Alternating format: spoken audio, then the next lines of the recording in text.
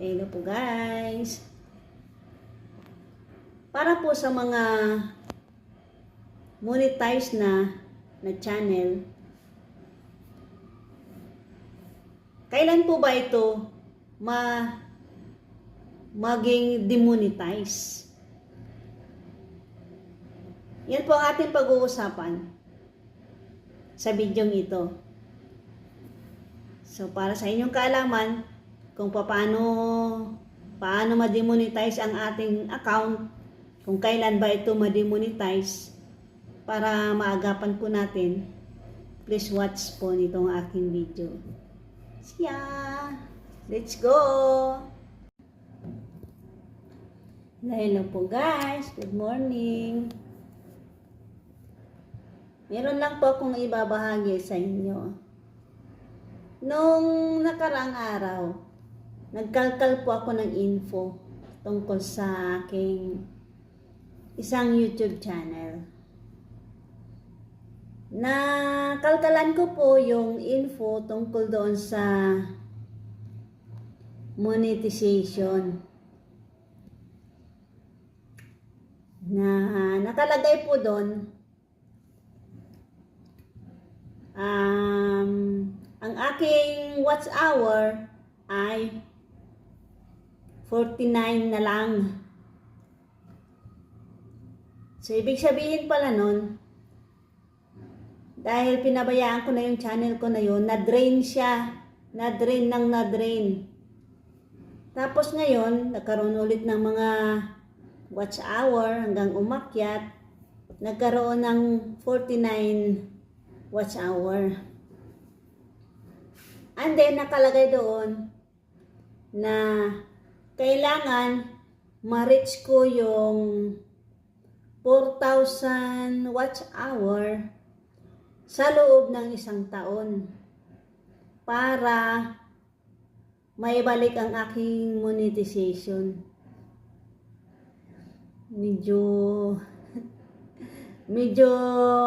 malayo-layong lakbayin yun guys. Pero kung talagang gustuhin kong maibalik, siguro hahanapan ko ng paraan. Sayang din kasi yun eh.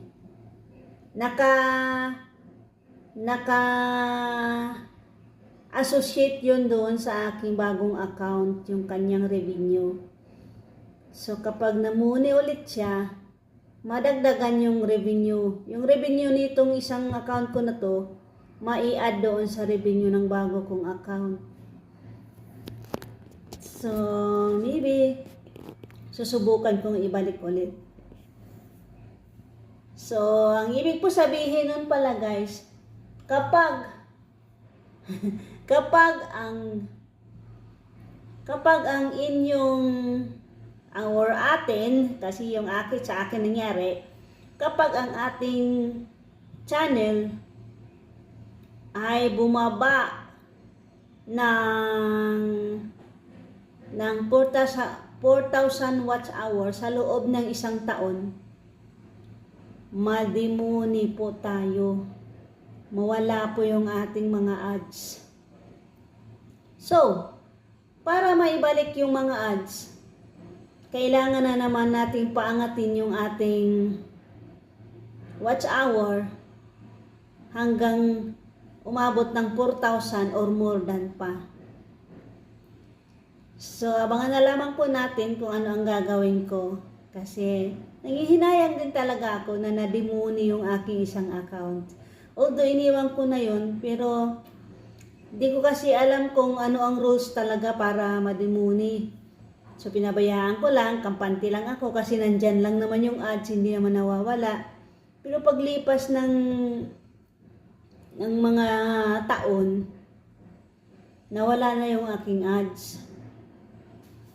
Pero hindi ko pa rin pinapansin, hindi ko kinalkal kung ano ang mga rules. Siguro ng time na yun na nawala ang aking ads, nasa 3,000 plus pa siguro yung watch hour. Pero dahil pinabayaan ko lang talaga, na-drain, bumaba hanggang, di ko alam kung nag-zero siguro yun.